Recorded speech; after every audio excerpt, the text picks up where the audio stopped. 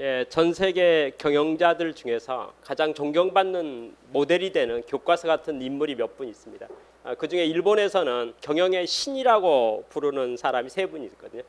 그중에 1번이 마츠시타 고노스케라는 분입니다. 그러니까 저는 마츠시타 고노스케에 대해서 여러분에게 어떻게 설명해 드리고 싶냐면요. 경영학의 교과서다 이렇게 말하고 싶습니다. 그러니까 우리가 그 바둑으로 보면 정석이라는 게 있겠죠. Back to the basic 이런 말 하잖아요. 기본으로 돌아가라, 정석대로 하라, 올바르게 하라, 제대로 하라. 이렇게 말하면 가장 교과서적인 어떤 교본이 필요하지 않겠습니까? 마츠시타 고노스케는 교본입니다. 교과서입니다. 그러니까 어떤 사람이 사업을 하겠다, 경영을 하겠다라고 할 때 어떤 마음 자세로 어떤 태도로 어떻게 하는 것이 올바른 것인가에 대해서 가장 FM이라 할까 교과서라 할까 가장 모델이 되는 존재가 바로 마츠시타 고노스케입니다. 그 기본을 잘 알면 그 다음엔 자기 나름대로 응용하고 여러 가지 또 할 수는 있겠죠. 그건 이제 각자의 몫이 된다고 생각하고요. 뭐 그러면서 저는 오늘 여러분에게 마츠시타 고노스케에 관계된 이야기를 아주 의미 있게 설명을 좀 드리고 싶습니다. 먼저 그 책에서는 뭐 이렇게 마츠시타 고노스케 썼던 칼럼들이죠. 글들을 쭉 이렇게 편집해서 내용을 적어놨기 때문에 우리가 먼저 도입 이야기에서 마츠시타 고노스케란 어떤 분이었는가, 어떻게 사업을 했고 어떤 업적을 남겼는가에 대한 것을 간단하게 먼저 그러니까 마츠시타 고노스케에 대한 인물에 대한 것을 간단히 설명해 드리고 그가 그 삶 가운데 배웠던 교훈들을 이게 교재에는 한 4가지 정도로 키워드 했으니까 그 4가지를 제가 설명해 드리고 제가 보는 관점에서 3가지로 요점 정리를 하는 것으로 이번 시간을 하도록 하겠습니다. 마츠시타 고노스케는 지금으로부터 뭐 100년 전에 태어난 분입니다. 그러니까 1894년경에 출생을 했습니다. 그리고 나서 나이가 한 20대 중반에 창업을 했습니다. 마츠시타 고노스케는 매우 가난한 집에서 태어났습니다. 그렇기 때문에 초등학교 4학년 때 학교를 중퇴할 수밖에 없었고요. 그러니까 학비를 낼 수가 없었어요. 그러니까 부모님께서 이제 아들 딸이 너무 많아가지고 도저히 학교에 낼 학비를 낼 수가 없었기 때문에 그냥 이렇게 그 학교를 중단시켰죠. 학비를 낼 수 없으니까. 마츠시타 고노스케는 학교를 계속 다니고 싶었습니다. 그런데 뭐 본인은 자기 위에도 있고 아래도 있고 있기 때문에 뭐 자기가 뭐 학교를 가고 싶다 해서 갈 수 있는 형편은 아니죠. 뭐 아버지께서 결정하셨습니다. 이제 쉽게 해서 그 집에 도제로 보내는 거죠. 머슴같이 보내는 겁니다. 일을 배우도록 보내는 건데 아버지께서 결정하셨어요. 그러니까 마츠시타 고노스케는 아주 초등학교 4학년 어린 아이였을 때 어머니를 붙잡고 안 가고 싶어가지고 도시로 가고 싶지 않아가지고 떼를 많이 부렸습니다. 근데 불구하고 그는 뭐 어찌할 방법이 없었죠. 그래서 집을 떠났습니다. 마츠시타 고노스케는 초등학교 4학년 시절에 떠나서 맨 첫 번째 일했던 가게가 자전거 포였습니다. 자전거 수리하고 자전거 만드는 공장에서 이제 머슴같이 일을 한 거죠. 그렇게 일했습니다. 그러다가 계속해서 돌다가 어디서 일하게 됐냐면 전기 기구 만드는 것이요, 소켓 만드는 것, 뭐 그런 공장에서 일하다가 드디어 20대 중반이 되었을 때 그는 창업을 결심하고 나왔습니다. 나와서 그가 이제 소켓 공장을 만들었는데 어떻게 아이디어를 냈냐면요. 지금은 별로 쓰고 있지는 않은데 우리 전기 백열전구 소켓이 그 하나씩 하고 있는데 백열전구가 좀 밝지는 않거든요. 근데 좀 방이 크면 전구 하나 해봐야 이게 불이 밝히지 못하니까 전구 2개, 3개 있으면 좋잖아요. 그건 이제 쌍구라고 합니다. 그러니까 소켓이 2개가 이렇게 붙어 있는 거죠. 그러면 2개를 끼우면 훨씬 더 밝아지잖아요. 3개로 하면 더 밝아지겠죠. 그 아이디어를 마츠시타 고노스케가 냈어요. 그러니까 아까 소켓 같은 거 만드는 회사에서 자기가 이제 근무하고 일하다가 그가 이제 젊은이니까 또 이렇게 전기 기술자니까 또 그런 쪽을 계속 생각하다 연구해가지고 자기가 이제 그 쌍이 되는 소켓 같은 것을 만들어서 팔면 이게 사업되고 장사 잘 될 것 같다 이런 생각이 들어서 그러면 자기 생각에 이제 마츠시타 고노스케 생각 뭐냐면 이게 모양으로 봐서는 2개를 할 수 있으니까 가격이 2배 돼야 되지만 소비자 가격이 실제는 뭐 제조원가 기준이면 1.2배, 1.3배밖에 안 되니까 이거 분명히 히트 상품 될 것 같다고 기대를 한 거예요. 그러니까 자기 창업하면 사업이 되게 잘 될 줄 알았죠. 그리고 사업을 딱 시작했습니다. 회사를 그만두고 나와서 창업해서 죽으면 이제 전기 기구상을 만드는 전기 기구들이죠. 그걸 만드는 가게를 만들어서 사업했어요. 엄청 고전했습니다. 사업 전혀 안 됐어요. 뭐 만드는 것도 쉽지가 않았고요. 판매가 전혀 되질 않았거든요. 어느 소매점이라도 마츠시타 고노스케가 만들었던 전기 소켓, 그러니까 소켓 자기로 봐서는 매우 좋은 제품이라고 생각하는데 불구하고 소매점 그 가게에서는 새로운 물건을 드릴 생각을 하지 않아요. 그러니까 전혀 뭐 이렇게 뭐죠 신용이 없는 경험이 오랫동안 사업 거래한 경험이 없는 뭐 청년이 와가지고 우리 내가 만든 소켓 좀 팔아주세요라고 하는데 이게 품질이 어쩔지도 모르겠고 나중에 애프터 서비스 문제 걱정들이 많아서 아예 거래를 안 하려고 하는 거죠. 결론적으로 망했습니다. 절대 사업이 안 됐어요. 전혀 안 됐습니다. 엄청 노력을 했어요. 사업이 안 됐거든요. 근데 기사회생을 하게 됐어요. 사업은 망했는데 기사회생이 뭐냐면 이제 뭐 주문도 없고 일거리도 안 돌아가고 이렇게 매우 힘든 어떤 그 상황 속에서 있는데 옆집에서 와가지고요 이렇게 묻는 거예요. 고기를 굽는 고깃집인데 고기 굽는 불판 있잖아요. 불판 고기 잘 우리 소뚜껑 같이 생긴 거예요. 이거 하나 만들어줄 수 없냐 이렇게 말한 거야. 이제 공장하니까 이제 뭐 공장한다고 돼 있으니까 식당 그 옆집에 있는 아주머니가 와가지고 그 고기 굽는 불판 그거 하나 만들어줘 그 제조 하나 해줄 수 없냐라고 이렇게 주문이 온 겁니다. 마츠다 고노스케는 너무 엉뚱했죠. 자기는 소켓 만드는 사람인데 음식점 식당에 고기 굽는 불판 만들어 달라 하니까 이거 너무 엉뚱하잖아요. 그런데 마츠다 고노스케 입장에서는 뭐라도 해야지 매출도 되고 먹고 사는데 그거라도 해야겠다 이렇게 이제 생각을 했어요. 그래서 그것을 오다를 받았지요. 그럼 뭐 자기 공장하는 거니까 자기 어려서부터 초등학교 뭐 4학년 졸업해서부터 주만두고부터 계속 공장에서 일하고 남 밑에서 일했기 때문에 뭐 물건 만드는 게 손재주가 있는 거죠. 그래서 자기가 아이디어를 내 가지고 그걸 잘 만들어서 납품을 했는데 평이 좋아가지고 주문이 계속 들어오는 거예요. 우리가 공산품 표준품은 가격이 매우 싸잖아요. 근데 주문 특제품은 가격이 비싸잖아요. 부르는 게 값이죠. 가격도 없잖아요. 예를 들어서 그 가게 하나 만들어 달라는데 뭐 얼마 받겠어요? 원가로 하면 재료비 뭐 얼마라 우리 계산해 보면 뭐 1,000원이라 합시다, 그렇죠? 1,000원. 재료비 1,000원에다가 뭐 수공비 뭐 자기 했으니까 뭐 2,000원 붙일까요? 3,000원 정도 받으면 된다 생각하는데 자기 생각에 그냥 한 10,000원 이렇게 부른 거죠. 그렇잖아요. 원가 재료비 1,000원에다가 자기 노력에 들어간 한 2,000원에서 3,000원 정도 받으면 적정 가격일 수 있는 어떤 물건에 대해서 뭐 하나니까 10,000원 이렇게 불렀는데 그걸 10,000원 하고 이제 자기 남았잖아요. 근데 그게 주문이 계속 오는 거예요. 계속 오는 거예요. 심지어 어떤 달에 500개가 와버린 거예요. 대박이 났습니다. 마츠다 고노스케가 소켓 만드는 공장으로 사업을 시작했는데 소켓은 도저히 팔리지를 않고 도리어 음식점 불판 그게 갑자기 히트가 돼가지고 거기서 주문이 많이 오는데 거기서 이익을 많이 봤죠. 그래서 사업이 이제 드디어 굴러가기 시작했어요. 그래서 마츠다 고노스케가 아이디어를 냈습니다. 이거 소켓 이 정도 장사해 갖고는 도저히 안 되겠다. 뭔가 좀 그 실제 잘 팔 수 있는 많이 팔 수 있는 걸 만들어야겠다. 이렇게 생각해가지고 이제 자기가 아이디어 낸 게 손정등이었어요. 우리 그 뭐 밤에 돌아다니려면 손정등 있잖아요. 이제 후레쉬 손정등. 그게 이제 필요하다 생각해서 그걸 자기가 아이디어를 내가지고 자기가 이제 그것도 내 소켓의 응용 제품 중에 하나거든요. 그래서 휴대용 손전등을 만들었습니다. 그걸 만들었는데 딱 만들어서 시제품 다 만들고 샘플 다 만들어서 문제가 하나 생겼어요. 손전등만 갖고 상품이 되질 않고 안에 건전지가 있어야 되는 거예요. 건전지가 세트가 되죠. 그러면 마츠다 고노스케 입장에서는 자기가 손전등을 만들었는데 안에 건전지가 있어야 되는데 건전지 있어야지 제대로 기능이 되는데 또 사람들에게 손전등을 뭐라고 할까 좀 샘플을 줘서 이렇게 좀 뭐 홍보를 좀 해야 되지 않겠습니까? 그런데 자기가 돈이 건전지를 사다가 집어넣어서 샘플로 주려고 하니까 이게 계산이 안 맞는 거예요. 그러니까 자기는 휴대용 손전등을 만들었으니까 이건 좀 판매할 욕심이 생기는 거죠. 생겨서 그거 갖고 장사를 하는데 자기는 그걸 무료로 좀 제공할 의도가 있어요. 판촉용으로. 근데 이게 건전지를 사서 넣어야 되는 거죠. 근데 건전지를 자기가 투자로 생각하니까 마음에 안 드는 거예요. 그래서 고민해가지고 건전지 만드는 가게에 가가지고 이제 이야기를 했습니다. 내가 손전등을 이게 만들었습니다. 샘플 보여준 거죠. 그래서 이거 히트 상품 하려고 합니다. 그래서 제 생각에 한 10,000개 정도 내가 이렇게 샘플을 시내 다 뿌리려고 합니다. 다 판촉료 나눠주려고 합니다. 10,000개를. 그렇게 되면 아마 오다가 3만 개, 5만 개, 10만 개 오다가 오지 않겠습니까? 그러니까 한 10,000개를 뿌려야 되겠습니다. 100개, 200개 해봐야 소문도 안 나고 표도 안 나니까 한 10,000개 정도를 손전등을 딱 하면 사람들이 하지 않겠습니까? 그래서 그런데 건전지 좀 협찬해 주세요. 이렇게 말했어요. 협찬. 당연히 거절했죠. 건전지 만들면 대신 거절을 했지만은 이렇게 말했습니다. 당신이 정말 10만 개 정도 물건을 나한테 구매해 간다면 10% 정도를 디스카운트 해줄 수 있겠다. 이게 건전지 정상 가격 있잖아요. 정상 가격에 10% 정도 디스카운트 해줄 수 있겠다라고 이제 이야기를 했어요. 그때 이 마츠다 고노스케가 갑자기 아이디어 하나 떠올랐어요. 그래요, 좋습니다. 제가 반드시 사업을 성공하고 10만 개를 팔아내겠습니다. 대신 10% 디스카운트한 10,000개분 먼저 주세요. 선물로 먼저 주세요. 쉽게 말해서 10만 개 발주 내면 10% 깎아준다 했으니까 그러면 내가 10만 개 꼭 책임지고 발주 내겠다 이거예요.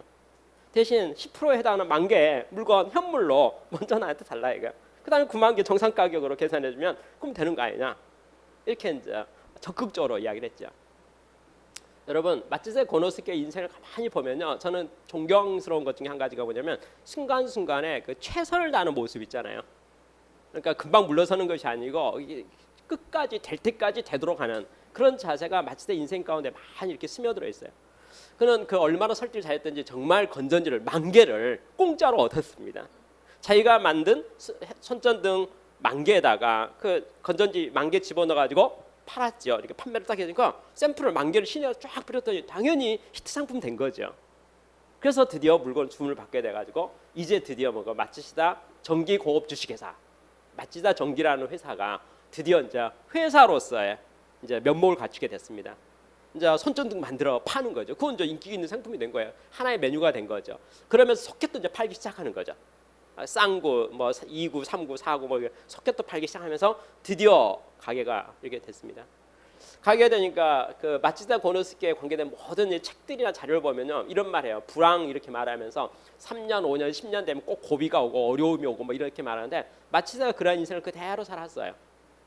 아까 말한 자기가 소켓 개발해가지고 했는데 사업 안 돼가지고 했는데 기사회생으로 음식점 불판 그것 때문에 이렇게 성공 살아났다고 했잖아요. 근데 그 힘을 가지고 자기가 핸드 그 손전등 그걸 만드는 그것도 어려움이 있었지만 또 협상을 잘하고 잘해가지고 여하튼 그거로 사업의 기반을 딱 잡았더니 공장이 풀가동이 시작하니까 종업원 수가 한 4, 50명 됐어요. 43명. 이제 드디어 중소기업이 된 거예요. 이제 자기는 사장이죠. 이제 뭐 매출도 올라가고 뭐 그 되는 거예요. 근데 하필이면 그 시기가 사회적으로 노동쟁이가 있었던 시기였어요. 노동쟁이가 월급 올려달라는 거죠. 마츠다 고노스케 마음이 되게 좋은 사람이에요. 그래서 당연히 올려주려고 하죠. 근데 올려줄 수 있는 그 이제 인상률이라는 게 기준이 있지 않겠습니까?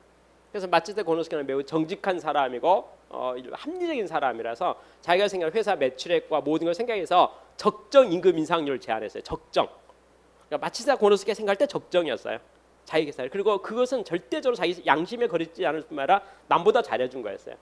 그러니까 숫자로 말하는 다른 회사는 5%, 10% 한다면 자기는 15% 이렇게 제안했다는 거죠. 그 자기가 계산기 눌러봐서 딱 했을 때 이 정도로 자기도 잘해주고 싶은 거예요. 근데 할 수 있는 최선의 범위 내에서 딱 계산해서 나온 적정 한계치를 딱 제안했는데 그걸 전혀 안 받아들이는 거예요. 전혀 안 받아들인 거예요.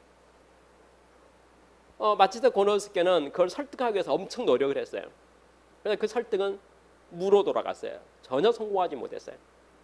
성공하지 못했기 때문에 그는 어떻게 됐을까? 이제 뭐 노사 분규는 생겼고 파업은 일어났고 협상은 되질 않고 그럼 이걸 어떻게 해야 되는가 해갖고 깊이 고민했어요. 깊이 고민한 끝에 그는 결론을 내렸습니다. 상식적으로 경영이 이루어야지 비정상적인 것은 올바르지 않다. 사필귀정 모든 것을 올바르게 돌아가기 마련이니까 순리대로 해야 되고 물 흘러가도록 해야 되고 자연스럽게 이루어져야 되고 올바른 방향으로 정상적으로 진행해야지 거꾸로 돌아가는 것은 바람직하지 않다. 그래서 지금 현재 노동조합이 요구하는 것은 이건 부당하다. 이것은 이렇게 합리적이지 않다. 이것은 올바르지 않다라고 결론 내렸어요. 그래서 이제 직원들 다 모아놓고 이야기했어요. 뭐 자기 최종 임금 인상안 있잖아요. 그걸 딱 내놨습니다. 내놓고 나서 뭐라 했냐면 만약에 여러분 이걸 못 받아들인다면 나는 사업할 목적이 없고 의미가 없고 내가 생각한 대로 사업이 되지 않을 것 같으면 사업할 필요가 없다고 생각한다. 그러니까 회사를 정리해버리겠다. 그러니까 내가 제시한 이 안을 여러분이 받아들이든지 못 받아들이겠으면 나 더 일 못하겠다. 사업 안 하겠다. 사업 문 닫겠다. 그러면 받아들여서 있을 사람이 있고 떠날 사람 떠나고 그럼 여러분 다 떠나면 나 혼자 하든지 그러면 회사를 문 닫든지 그렇게 하겠다라고 이렇게 선언을 했어요. 여러분도 아시는 바가 노동조합이 팀워크가 매우 중요하잖아요. 또 단결심도 있는 거고. 그러니까 대동단결해가지고 43명의 직원 중에서 41명이 사직을 하고 떠났습니다. 2명 남았는데 2명이 누군 줄 아세요? 부인하고 처남하고요. 마츠다 고노스케 부인 같이 일했거든요. 부인 못 떠나죠. 부인 남동생 처남 있잖아요. 누나가 붙잡으니 사람이 어떻게 떠나시겠습니까? 그래서 직원 둘 남고 다 떠났어요. 5단은 많고 사업은 잘 되는데도 불구하고요. 기회는 분명히 있다는데도 불구하고 뭐 회사 여러분 그러면 우리 식으로 계산하면 뭐 폐업한 거나 마찬가지죠. 직원 뭐 고용된 직원 100% 다 떠났으니까. 그래서 다시 자기 혼자서 부인과 처남과 서울에서 다시 사업을 또 시작한 게 마츠시다 정기입니다. 당연히 아까 이제 그 앞에 핸드폰도 이제 휴대폰도 휴대용 손전등이죠. 손전등도 잘 팔리고 소켓도 잘 팔리고 또 여러 가지 신제품도 만들고 등등하니까 서서히 이제 메뉴들 매출이 커지면서 이제 다시 직원은 다시 많아지면서 마츠다 정기라는 회사가 이제 매우 많이 커졌어요. 커졌다가 이제 드디어 뭐합니까? 이제 경기 불안의 대규모 공황이 싹 몰아왔습니다. 주문이 공장 가동률이 50%가 되지 않는 거예요. 50%가 되지 않았을 때 이제 드디어 또 어려움이 왔죠. 회사 규모는 이제는 뭐 40명 정도가 아니죠. 몇백 명의 종업원이 있고 매출도 매우 큰데 이제 큰 몸집이 됐는데 어찌 보면 대기업 같은 형태를 가져가게 됐는데 아쉽게도 불황이 왔는데 주문량이 급감하는 바람에 공장 가동률이 50% 미만이 되고 재고가 산같이 쌓이는 거죠. 안 팔리는 거죠. 전혀 안 팔리는 거예요. 모든 물건들이 확 쌓이는 거예요. 이제 모든 회사들이 뭐 하기 시작하면 구조조정하기 시작했어요. 그렇죠. 인원 반 줄여야 되지 않겠습니까? 회사가 살라면. 마츠다 고노스케 매출도 적어지고 안 되니까 사업이 안 되니까 이제 드디어 자금도 없어져 버리고 그래서 이제 은행에 돈을 빌리러 갔죠. 근데 이상한 일이 생겼습니다. 직원들이 보니까요. 우리 마츠다 고노스케라는 분이 매우 신용도 있고 성실하고 점잖고 매우 신망이 두둑한 줄로 생각했는데 은행에 가서 돈만 못 빌려오는 거예요. 돈만 빌려오지를 못해요. 계속 은행은 가요. 돈을 빌리러 상의하러 가는데 그냥 빈손이에요. 실적이 없어요. 그러니까 노동조합이랄까 직원들이 보기에 우리 사장님이 믿음직하지 않아요. 다른 사장님은 은행에 가면 우리가 이 정도 규모가 되면 당연히 돈을 빌려올 수 있다고 생각하는데 왜 회사 규모도 있고 매출도 있고 다 있으니까 뭐 직원들이 상처 생각하는 이렇게 부채 비율이 있을 수 있잖아요. 그러니까 정상적으로 이 정도는 빌려올 수 있다고 생각했는데 전혀 그것을 빌려오지 못하는 마츠다 고노스케 사장님에 대해서 직원들이 이제 의심하기 시작하는 거예요. 이상하다. 왜 이렇게 못하지? 왜 이렇게 안 되지? 이렇게 이제 생각하기 시작했죠. 그러다가 어느 날 재무 담당을 맡고 임원한 사람이 우리 설득력이 너무나 떨어진 우리 사장님 내가 옆에 보필해가지고 가서 이렇게 뭐하죠? 좀 조언을 좀 해드려야겠다라고 생각해서 우리 사장님 너무 믿음지 않기 때문에 믿음지 않아서 이제 어떻게 합니까? 자기가 이제 갔어요. 따라간 거죠. 따라가서 이제 은행장이라고 지점장 있잖아요. 거래하는 지점장에 딱 만나서 이렇게 상의를 합니다. 상의를 하는데 지점장이 이렇게 말하는 거예요. 아니 내가 올 때마다 말씀드리는데 왜 그냥 빈손으로 오십니까? 라고 하면서 왜 구조조정하러 안 가져오냐는 거예요. 귀하가 경영을 정상적으로 대출을 받고 일을 하려면 경영 정상화돼야 될 거 아니냐 이거죠.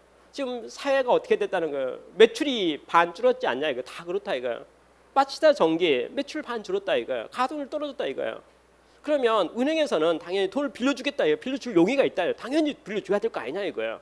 그런데 은행 입장에서는 돈을 빌려주는데 망하는 걸 원하는 건 아니니까 망하면 안 되잖아요. 그러니까 앞으로 이렇게 해서 우리가 갱생하겠습니다. 이렇게 사러 잘하겠습니다. 그러니 돈을 빌려주세요. 이래야지 된다는 거예요. 그러니까 구조조정안을 가져오라는데 인원을 한 60% 줄이든지 50% 줄이든지 45% 줄이든지 그걸 이렇게 인원 조정안 있잖아요. 그걸 가져가야 돈을 빌려줄 거 아니냐 이거예요. 다른 회사 다 가져왔다 이거예요. 그걸 다 내줬다 이거예요. 근데 왜 마츠시다 정기는 인원 조정안에 대한 것을 전혀 안 가져오면 돈만 날라가냐 이거예요. 지금 적자인데 계속 적자인데 어떻게 돈을 빌려주냐 이거예요. 그러니까 내가 알아듣게 몇 번 말했는데도 불구하고 사람이 왜 그렇게 말귀를 못 알아듣냐고 라고 하면서 옆에 이제 한번 따라왔잖아요. 그 재무 담당 임원 따라왔으니까 당신 사장 참 왜 이렇게 고지식은 말귀를 못 알아들어요라고 말하는 거예요. 마츠다 고노스케 아무 말도 못 하고 변명도 하죠. 그대로 있다가 그냥 다시 또 나온 거예요. 같이 간 임원이 뭘 느꼈냐면요. 마츠시다 고노스케라는 분이 은행에 가서 돈을 빌리는 방법, 일반적 사장님이 하는 방식으로 돈을 빌리는 방법에 문제가 있는 거 아니에요. 빌릴 수 있어요. 그런데 은행에서 뭘 요구하냐면 인원을 줄이라고 요구하는 거예요. 그렇죠? 근데 마츠시다 고노스케 아이디어는 뭐냐면요. 호황기에 활황기에 우리 직원이 밖에 나가면 일자리가 엄청 많잖아요. 그럼 먹고 사는 지장은 없지요. 근데 지금 불황이잖아요. 일거리가 없는데 지금 우리 회사 그만두고 나가면 어디 가서 취직하냐 이거예요. 지금 불황인데 어떻게 내보냐 이거예요. 불황인데 호황일 때는 뭐 구조조정할 수도 있다 이거 뭐 정리할 수도 있고 그리고 갈 자리가 있으니까 다 된다 이거죠. 근데 지금 불황인데 갈 데가 없는데 어떻게 내가 함께 일하는 직원을 내볼 수 있냐 이거. 자기는 못 내보는데 이거. 그렇죠? 그러면서 어떻게 문제를 찾아보려고 하니 이제 은행에 돈 빌리는 건 안 되고 그런 거죠. 그래서 무능하다는 것을 이 임원이 알게 됐어요. 그래서 임원이 돌아와가지고 직원들 모아놓고 자기가 한마디 했지요. 우리 사장님께서 돈을 못 빌리는 이유가 구조조정안을 은행에 제출하지 않기 때문에 그렇다. 우리 물량이 반 줄였기 때문에 우리 인원 반 줄이는 안을 가져오면 빌려준다 하는데 우리 사장님이 절대적으로 한 명도 줄일 수 없다고 우기고 있으니 은행에 돈을 빌려줄 수 없다 한다. 우리가 앞으로 어떻게 하면 좋을까요? 한번 생각해보자. 알겠어요? 우리가 사장님을 떠날 수는 없는 것 같다. 그죠? 그렇게 해서 직원들이 의견을 합의했어요. 합의한 게 뭐냐면 오전만 일하기로 그리고 월급을 30% 줄이기로. 기본급 있잖아요. 정상 월급에서 반만 일하는 거죠. 정상적으로 8시간 근무해야 되는데 오전 4시간만 근무하는 거죠. 그럼 월급은 30%를 줄여서 70%를 받는 거죠. 그럼 회사의 부담이 좀 적어지지 않겠냐. 그럼 오후에는 다 뭐 할까? 재고 많으니까 아까 그 선전등급 있잖아요. 뭐 가두 판매하면 어쩌나 이거죠. 그래서 전 직원이 오전에는 생산에 참여하고 오후에는 전 직원이 영업에 참여했어요. 영업에. 3개월 만에 공장에 있는 재고 다 팔았어요.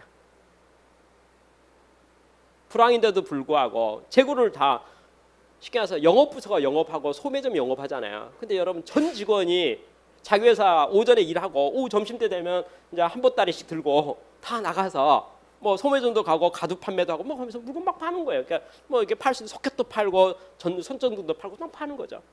그래서 계속 하다 보면 그 물건이 줄죠. 줄면은 그만큼 이제 돈이 돌잖아요. 그렇게 해서 마치다 보니까 불황을 이겨낸 역사가 있어요. 매우 특별하죠. 그 후에 이제 회사가 다시 이제 호황이 되면서 경기가 회복되면서 돈을 잘 벌게 되고 일도 많아지고 회사도 커지고 이렇게 먼저 큰 이제 드디어 이제 마치다 전기뿐만 아니라 뭐 내셔널이라는 브랜드를 비롯해서 뭐 이런 뭐 많은 이제 브랜드들을 가지고 이제 드디어 사업이 이제 급성장하기 시작했어요.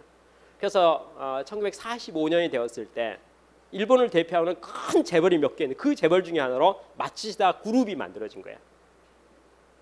건실하게 꾸준히 지속적으로 성장해가지고 딱 된 거예요.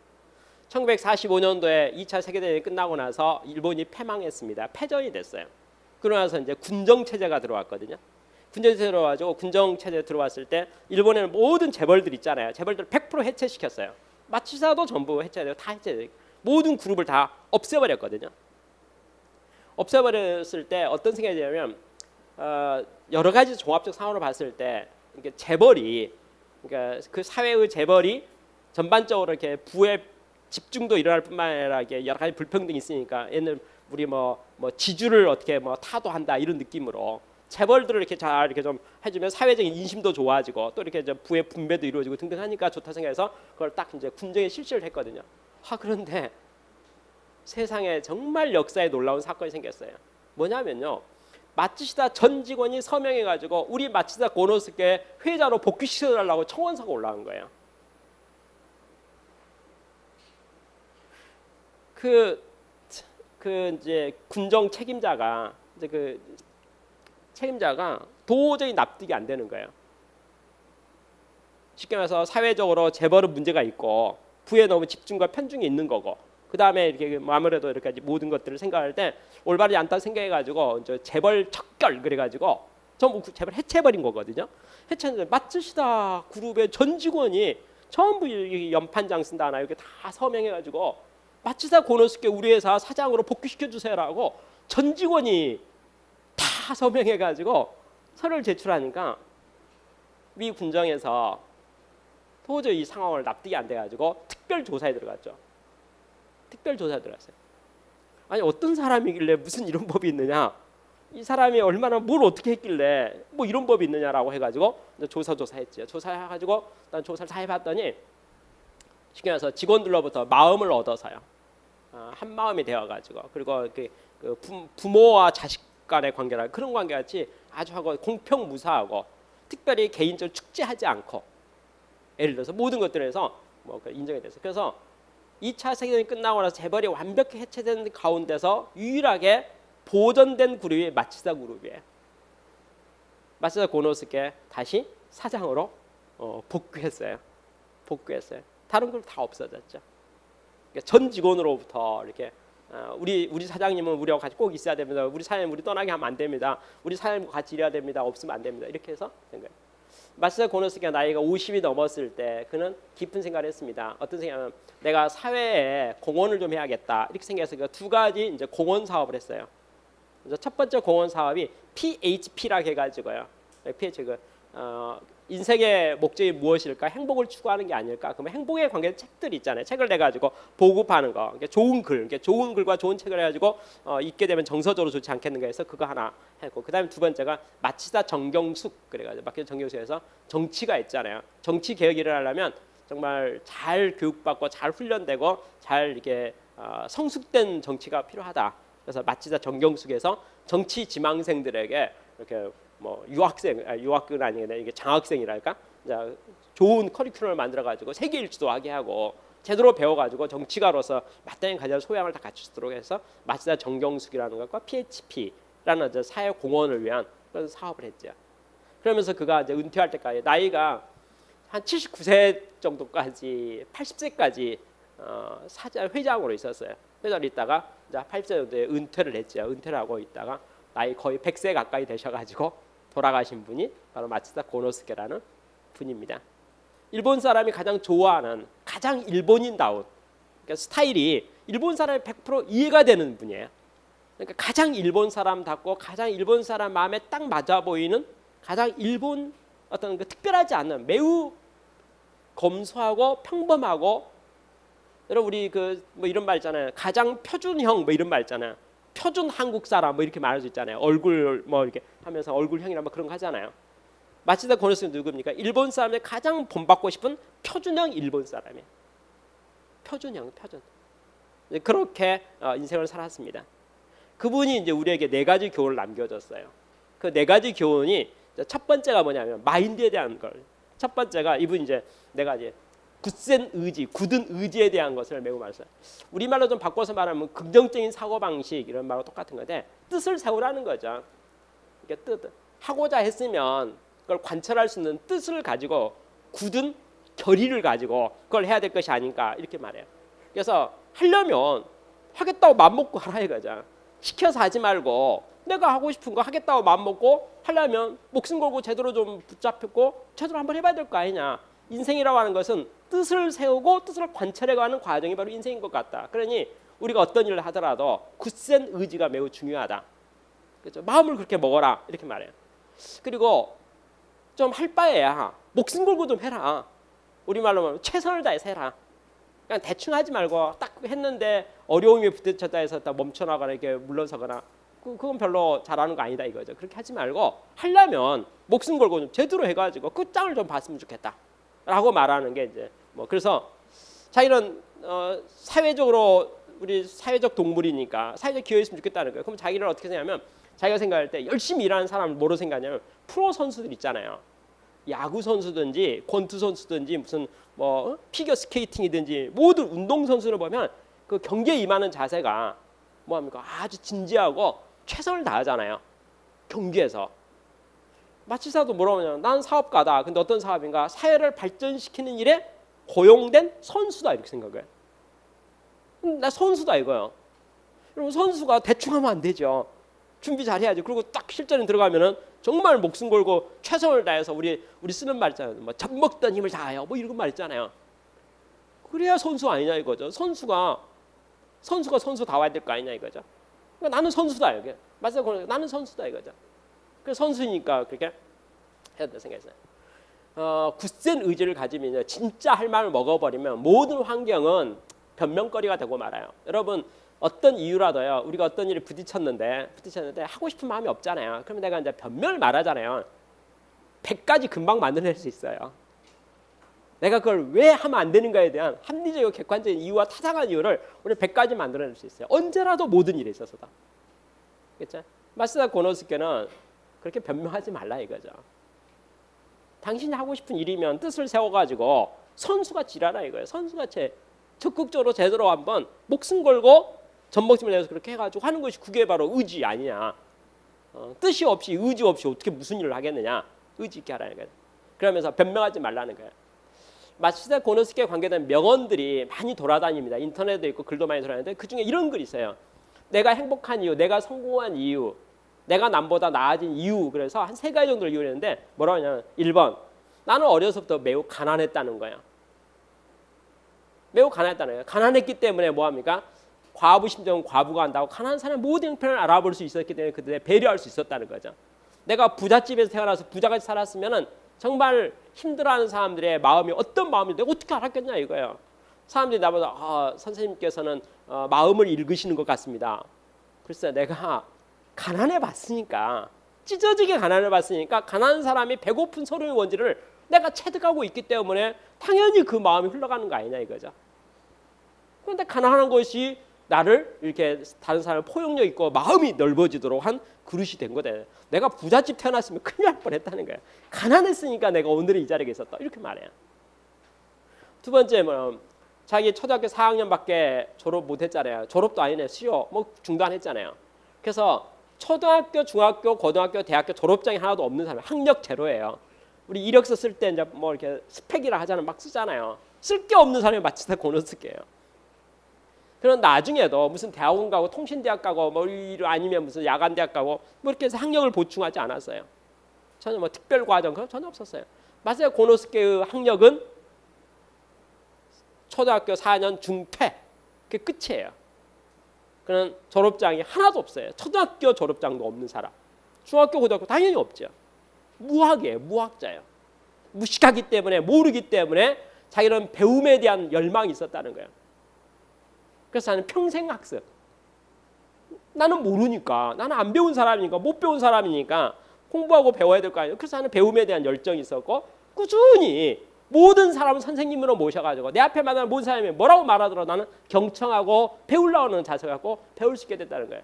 내가 성장한 이유는 배움 때문인 것 같은데 내가 초등학교도 제대로 나오지 못했기 때문에 평생 공부할 마음이 들고 배울 마음이 든 것이 아닌가. 내가 만약 공부를 잘했으면 내가 남 말 듣겠냐 이거예요. 내가 아는 게 많은데 누가 뭐라 하면 하고 내가 판단해버리지 않겠냐 이거예요. 그렇죠?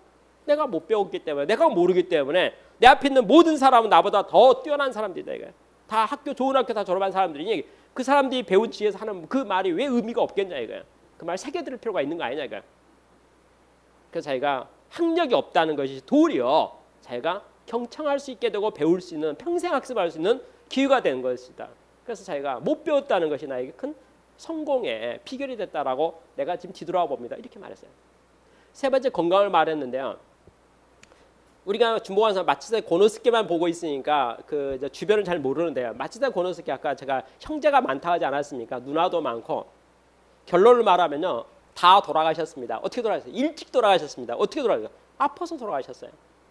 우리로 말하면 유전병 같은 거 있잖아요. 마츠다 고노스케가 5살 때도 형제 중에 누가 돌아가셨고 돌아가. 그래서 그는 자기가 젊었을 때요. 자기 주변 다 돌아가셨어요. 태어날 때는 형제자매가 없었는데 그가 성년이 되었을 때 주변에 아무도 없었어요. 자기 자신도 어떻게 합니까? 계속 병치레를 했어요. 자기 자신도 병치레했어요. 그게 계속 병에 있었어요. 그렇게 병에 있었기 때문에 몸이 매우 약했기 때문에 그는 뭐 합니까? 나 혼자 할 수 있는 것이 하나도 없다는 걸 깊이 깨달았고 내가 하고 있는 어떤 것도 곧 그만두게 될지 모른다는 생각이 있기 때문에 우리가 말하는 위임에 대한 거예요. 위임. 우리 사람 전부 어떻게 합니까? 자기 잘난 맛에 사는 사람이 대부분이에요. 그 자기 중심이죠. 물러나려고 안 해요. 은퇴하려고 안 하죠. 인수인계 안 하죠. 위임 안 하죠. 키워줄 생각 안 하죠. 마츠다 고노스케는 아픈 사람이기 때문에 항상 자기 몸에 명이 있었기 때문에 금방 쉽게 아팠기 때문에 그리고 일을 그만두고 일을 못할 때가 너무나 많았기 때문에 그는 위임할 수밖에 없었죠. 위임할 수밖에 없었죠. 그가 사업에 어느 정도 성장했을 때 있잖아요. 그는 얼마나 위임을 잘했냐면 자기 회사를 8토막을 냈어요. 8토막을 내가지고 사업 그 제품들 있잖아요. 뭐 아까 말한 대로 하면 소켓이고 뭐 손전등이고 막 있잖아요. 8토막 내가지고 각 8토막에 책임자 한 명 다 했어요. 사업부장 그랬어요. 사업부장. 그죠? 자기는 총괄이죠. 그리고 그 사업에 대한 모든 정권을 사업부장에 다 줬어요. 저 행정상으로 말하면 자기 없더라도 8명이 각자 필요하면 서로 상의해 가면서 자기 사업에 자기 책임하에서 일을 다 할 수 있도록 사업부제를 만들었어요. 그 8명에게 일을 맡겼는데 간섭하는 게 제로예요. 간섭하는 게 제로라는 거에 대해서 어떻게 생각이 들면 딱 맞냐면요. 마치다가 사람을 보는 관점에 대한 이야기인데요. 여러분 우리가 누구를 만났다고 생각합시다.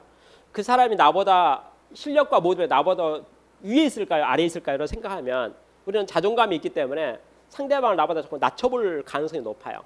나를 100점이라면 거기는 90점으로 본다 이거죠. 마치다 고노스키는 그렇게 생각하지 않았어요. 마치다 고노스키는 사람은 누구나 평등하다고 생각했어요. 똑같다고 생각한 거예요. 똑같다고 생각한 것은 그러면 이제 나하고 비교해보는 거죠. 비교할 때 어떻게 비교하냐면 그럼 나도 잘하는 게 5가지 있고 못하는 게 5가지 있지 않겠나 이렇게 생각하잖아요. 그럼 상대방도 마찬가지로 누구든지 장점 5개, 단점 5개 있잖아요. 또 평등하니까 똑같으니까. 그런데 이제 매우 중요한 게 나는 상대방을 볼 때 나와 함께 일할 모든 사람을 바라볼 때 실질적으로 장점 5개, 단점 5개 있지만은 나는 장점 7개, 단점 3개로 해석한다 이랬어요. 7대3으로. 그는 장점이 참 많은 사람이다. 7개나 있다 이거. 단점 3개밖에 없고. 세상에 단점 없는 사람은 어디에 계세요? 그러면 이제 내가 상대를 말씀드리면 이 사람은 10가지를 평가했을 때 나는 장점 5개, 단점 5개. 내 앞에 있는 사람은 장점 7개, 단점 3개. 그럼 이 사람은 나보다 낫네요. 그럼 맡길만 하네요. 나보다 나으니까 당신이 알아서 잘 하세요. 이게 마치다 고노스키 기본 태도였어요.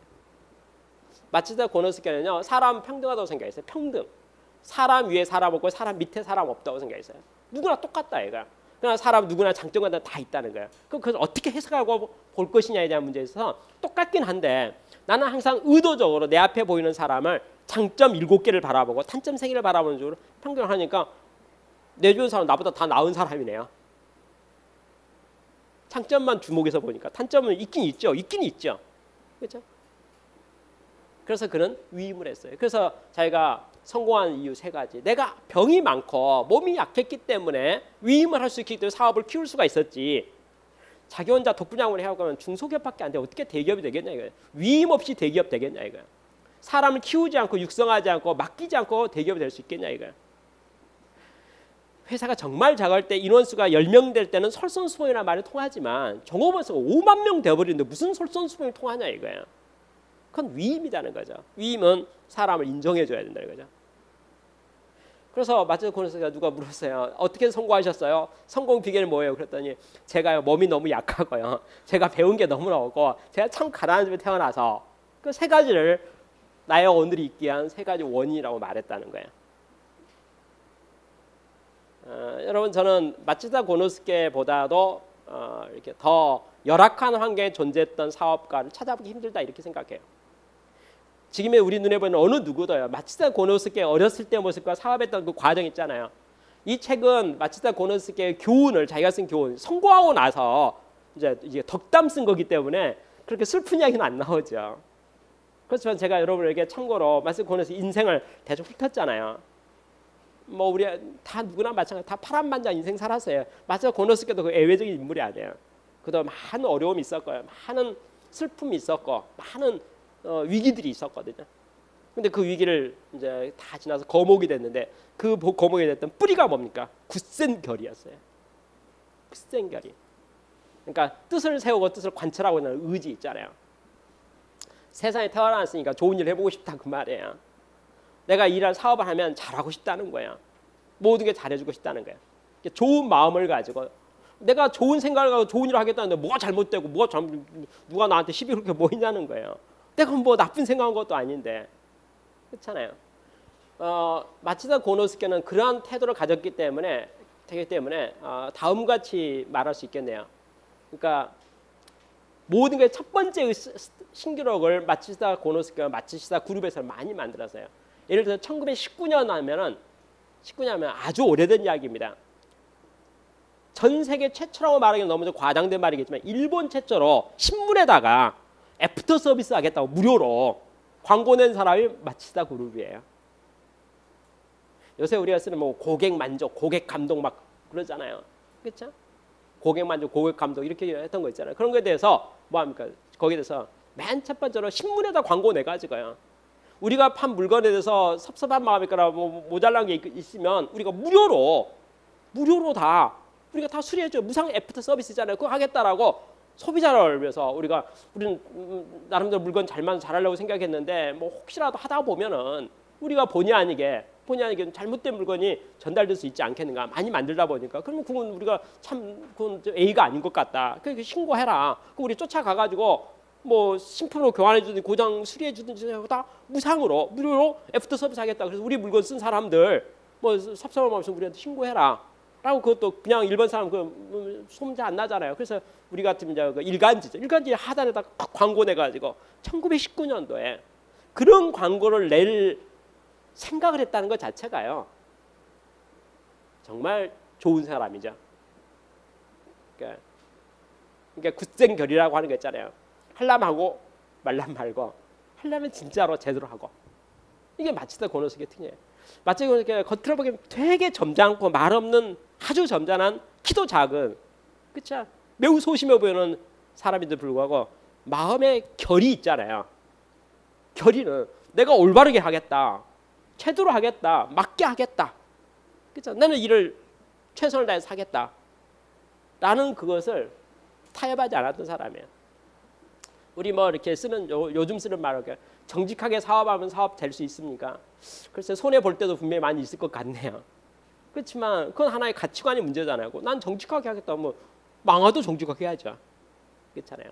마시다 고노스케는 자기 뜻과 가치관, 기업 이념, 기업에서 방침을 정하면 그것에 대해서 그냥 아주 쉽게 설명해서 목숨 걸고 그 가치를 지켰던 사람에게 되면 되고 망하면. 근데 망하는 것은 저희 원치 않기 때문에 이루기 위해서 엄청난 노력을 했던 거. 그죠? 마치다 고노스케가 성공했던 이유가 있어요. 그렇게 하면 그러면 생각할 때 그리고 의지를 가지면 뭐 좀 잘 될 수 있긴 있겠네요. 그렇지만 그렇다 의지만 가졌다 해서 다 성공할 수 있을까요? 예, 성공했어요. 마치다 고노스케는 목적을 추구했기 때문에 성공했어요. 목적 추구했기 때문에. 예를 들어 볼까요? 기업은 이윤을 내야 된다. 이익을 내야 되지 않겠어요? 그 목적 추구예요. 그럼 이익을 내려는데 이익을 어떻게 낼까? 적정 마진 10% 가져가야겠다. 10%. 자, 남들이 덤핑하잖아요. 경쟁업체들이. 마치다 어떻게 했을까요? 덤핑 안 했어요. 그럼 소비자가 물건 안 사지요. 그리고 가격 깎아달라죠. 뭐 소싱 이제 업체 거래처를 바꾸려고 해요. 그래서 마치다 고노스케는 가격 비싸서 못 사겠다 이렇게 말해요. 그렇죠? 그래서 마치다 고노스케는 자기 원가 내역서 내지는 쭉 설명해가지고 우리가 적정 이익을 보지 못하면 결국 우리가 물건을 불량품 만들어 버릴 수도 있고 이제 올바르지 않다 이게 사회에 올바르지 않게 된다는 거예요. 그러니까 우리가 이익이 좀 10% 정도 있어야지 그거 R&D도 하고 연구개발도 우리가 최대로 이렇게 건강하게 전송할 수 있다 이거. 전송할 수 있다 이거. 그러니 우리 가격 이걸 인정해 달라 이거. 우리 그러면 다른 데하고 물건 똑같은데 왜 10% 가격을 더 받으려고 그래? 이라고 이제 뭐 다른 데 그거 해줘야 될 거 아니야. 그래서 저희는 하나 더 있습니다. 뭐가 있는데? 저희 직원들의 성의가 들어가 있지 않습니까? 저희 직원들 혼이 들어가 있지 않습니까? 우리는 혼이 들어가서 물건 만들어 팝니다. 그렇게 우겼던 사람이 마치다 고노스케였어요. 결국 고객이 거기에 대해서 마치다 고노스케 그 상황에 대해서 이해해가지고 대부분의 고객들은 가격 내려가지 않은데 불구하고 물건을 계속 거래하게 됐어요. 그래서 마치다 이익을 냈어요. 이익 10%를 무조건 사수했어요. 마치다 그룹은 목표 이익률이 10%예요. 10% 무조건 냈어요. 남도 덤핑 내려가지 않았죠. 반대로요. 또 이렇게 말하면 어떨까요? 마치다에서 특허를 하나 냈다고 생각합시다. 특허를 냈어요. 기존 물건이 얼마짜리일까? 뭐 100원짜리라고 100원이라고 합시다. 특허를 냈는데 신제품 아이디어가 있고 신기술 신공법을 딱 했더니 제일 좋은 거 10원밖에 안 되는 거예요. 예를 들어서. 그러면 지금 이제 기존 제품이 100원짜리인데 내가 신기술과 신공법을 동원해 가지고 가격을 엄청 싸게 10분의 1 가격으로 만들었다 이거죠. 그럼 이거 얼마에 팔면 좋을 것인가? 제 생각에는 50원에 팔면 좋겠네요. 왜냐하면 100원짜리를 좋은 물건 만들어 가지고 가격을 반 깎아주면 소비자도 이익이잖아요. 100원짜리 50원 주고 사게 되는 게 이익이잖아요. 나는 10원에 만들어서 50원에 파니까 뭐 4곱 장사, 5곱 장사 되니까 나도 이익이고 나도 좋은 아이디어 있으니까 특허를 냈으니까. 여러분 이렇게 됐을 때 마침내 어떻게 한 줄 아세요? 제조원가에도 10%를 더해가지고 11원에 팔았어요.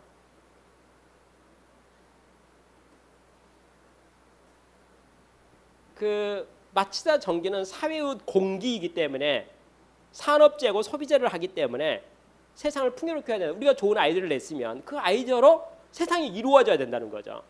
그러니까 세상이 가지고 이 특혜를 봐야 된다는 거죠. 우리는 10%다 이거. 우리 10% 제조업의 마진 10%다 이거예요. 남들 덤펴도 10%못 가고 10% 이익을 내야겠다 이거죠. 그렇죠? 그 특허를 내 가지고 기가 막힌 고마진의 이익을 내는 품목 나오잖아요. 맞아요. 10%예요. 10%는 우리 몫이고 우리 회사 돌아가야 되니까 나머지는 고객 몫이다 이거예요.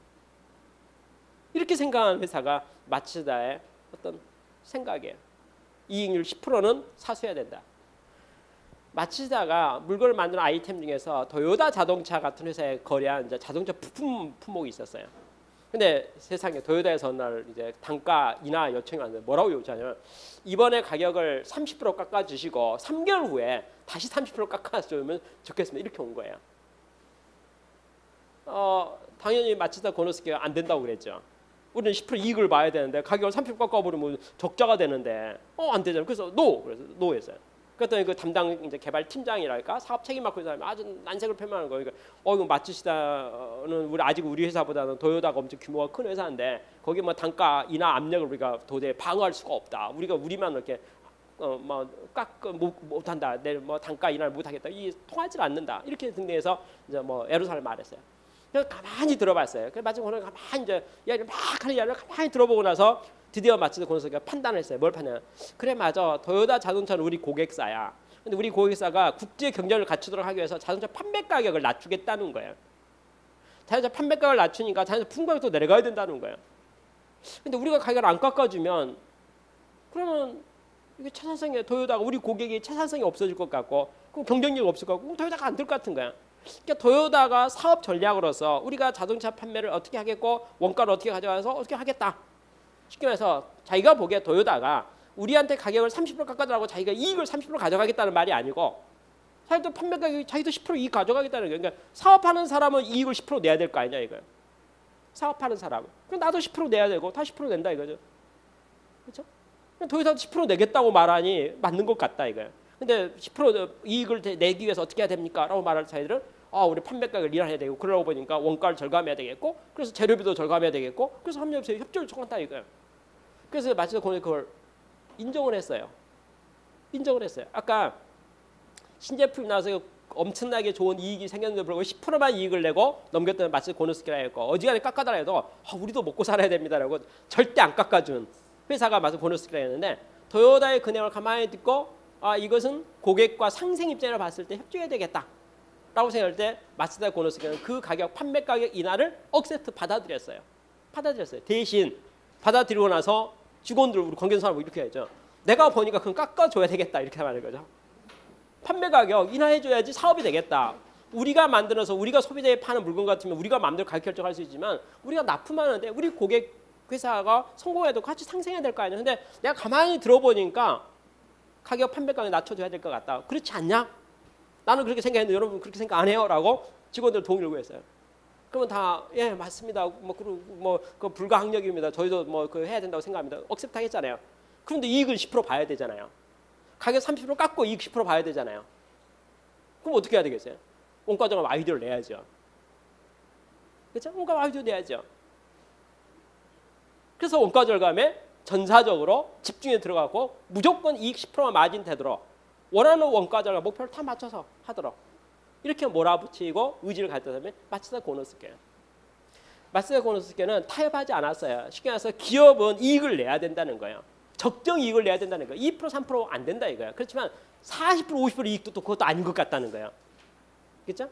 적정 이익이 얼마일까? 마츠다 그룹은 10%의 이익이 제조업을 적정한 것 같다는 거예요. 10%가 돼야 되겠다는 거예요. 5%도 좀 너무 작은 것 같고 10%를 사수하라 고수하라. 어떻게든 10% 확보하라. 원가 절감 해서 확보하든지 아이들 특허를 내갖고 확보하든지 그렇죠? 어떻게 해도 상관없다. 그렇지만 기업은 10%를 내야 된다. 마츠다 고노스케라는 분이 지금 현재 우리 눈에 보이는 많은 기업들을 봤을 때 이해가 안 되는 게 있는 거예요. 사장님이 경영을 어디다 초점 두고 일하는지에 대한 궁금증이죠. 아니 사업을 하면 이익이 있어야 될 거 아니냐. 그거 모르는 사람 어디냐 있냐는 거예요. 적자 보면 안 되는 거 아니냐 이거예요. 그리고 이익 10% 내야 될 거 아니냐 이거예요. 적정 이익을 그러니까 우리 회사는 12%할 수도 있고 우리 회사는 8%할 수도 있다. 그건 뭐 자기 마음대로 정하라 이거야.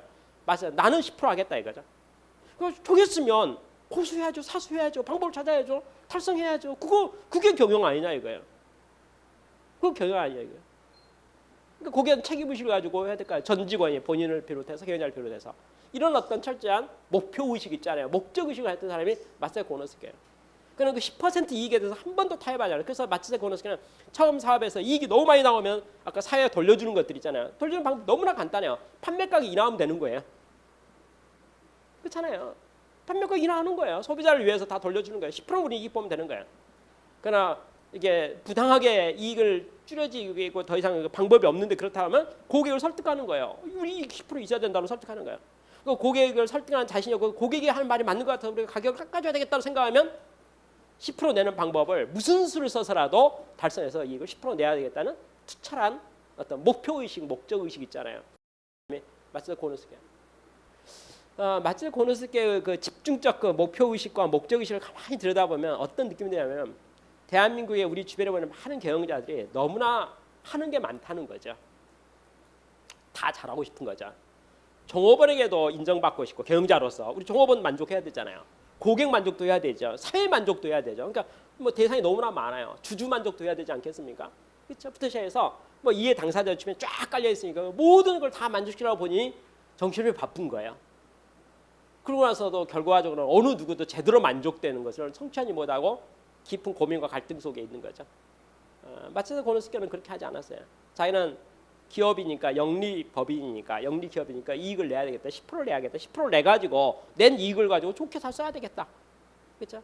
그럼 경영자의 책임은 10% 이익을 호소하는 것이 아닌가라고 생각하고 대응했던 사람이 마츠다 고노스케다.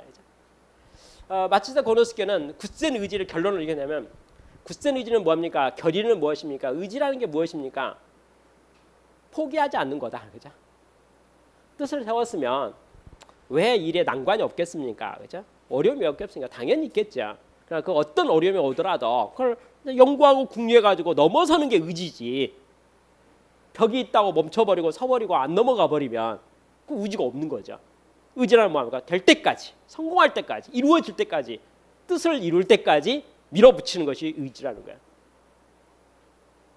마츠다 씨의 모든 의견들의 첫 단어가 뭐냐면 의지에 대해서.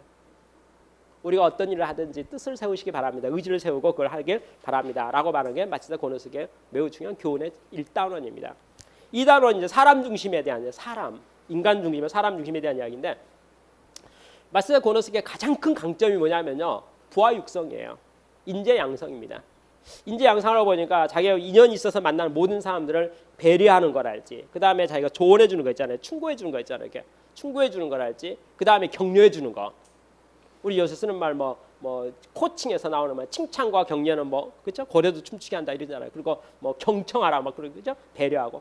이제 그런 내용에 대해서 매우 깊이 있던 교과서 같은 인물이 마츠다 고노스케입니다. 마츠다 고노스케는 자기가 만나는 모든 사람들에 대해서 이렇게 그걸 배려를 했어요. 근데 배려를 했는데 마츠다 고노스케가 매우 특징이 하나 있어요. 뭐냐면 사람을 볼 때 사람의 우리가 이런 말을 쓰잖아요. 어떤 사람과 내가 의견이 달라졌을 때 그가 틀린 것이 아니고 다르다는 것을 인정해야 됩니다. 이렇게 말했잖아요. 마츠다 고노스케는 바로 거기에 정통했던 사람이었어요. 무슨 말이냐면 자기 만나는 사람은 장점 같은 게 다 있잖아요. 그렇죠?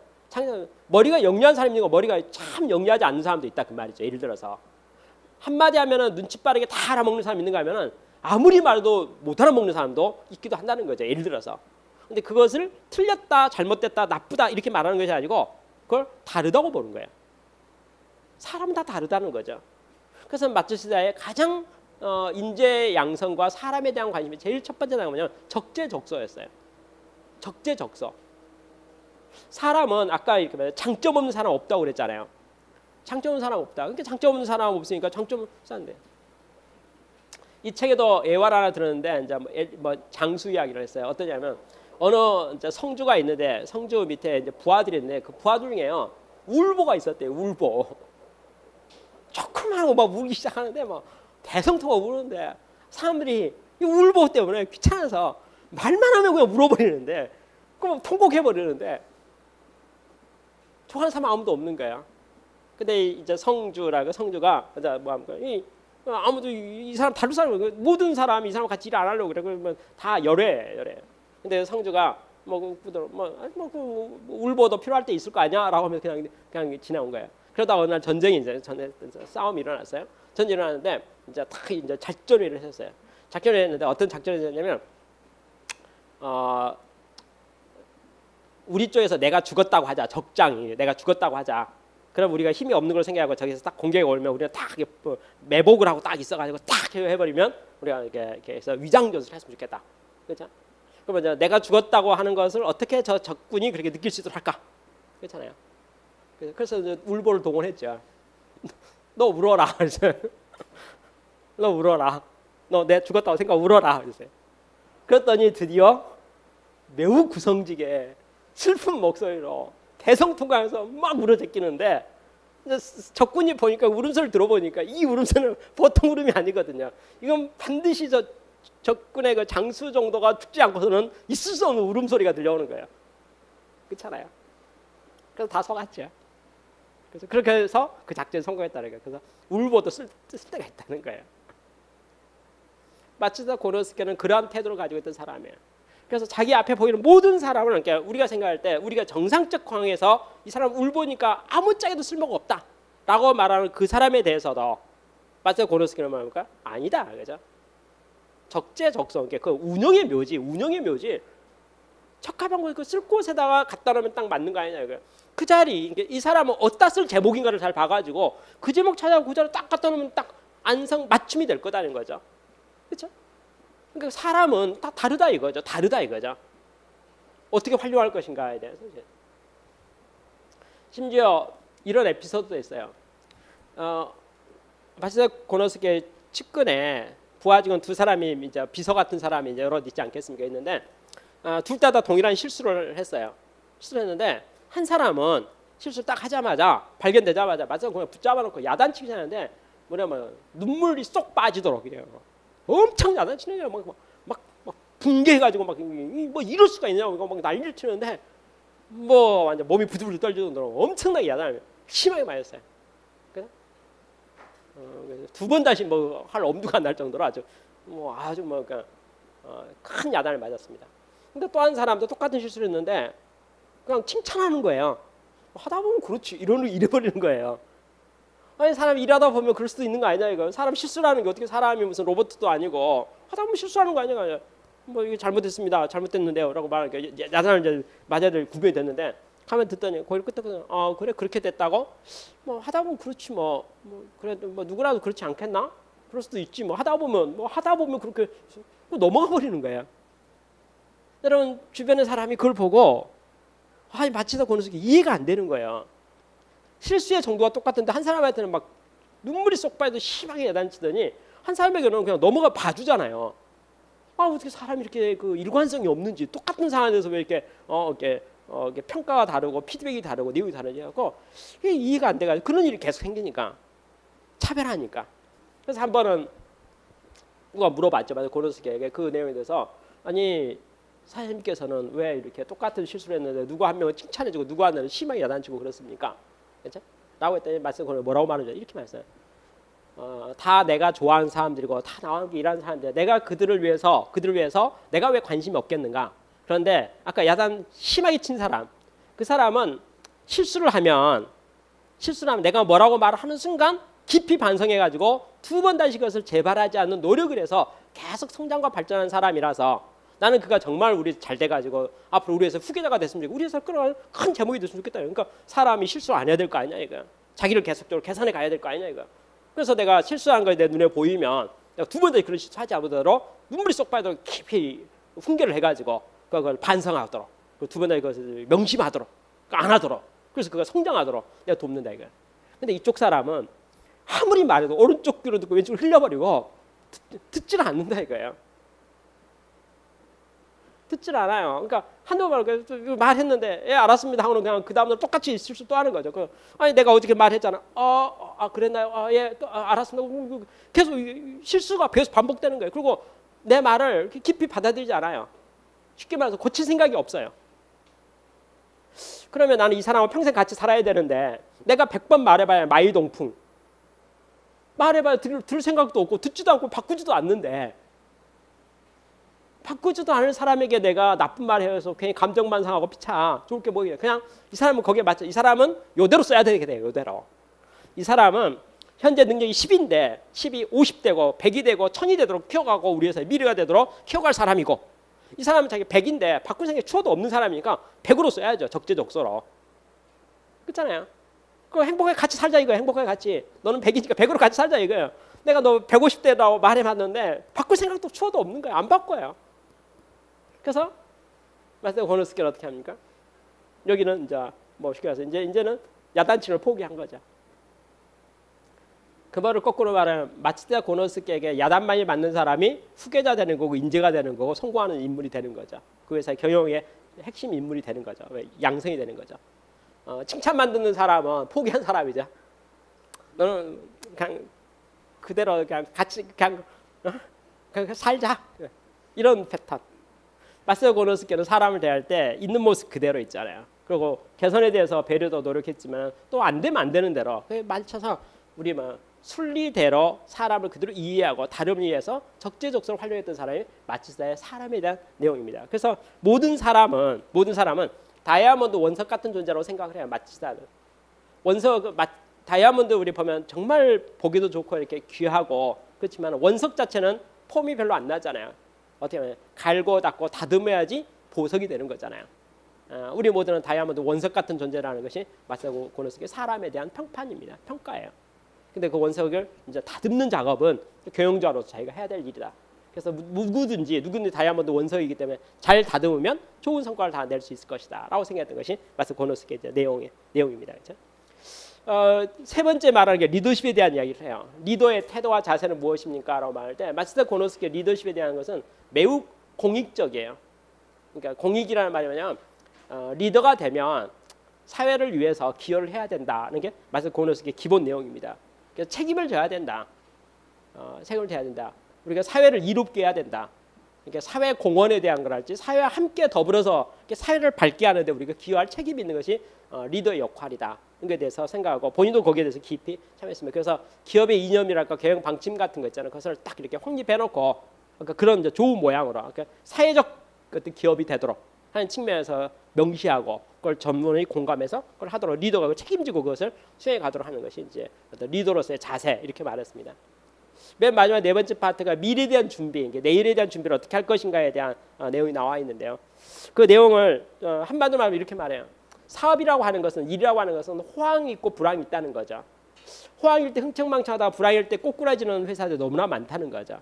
그러면 지혜는 무엇일까? 호황과 불황 항상 오는 건데 호황일 때 흥청망청했다가 그렇죠.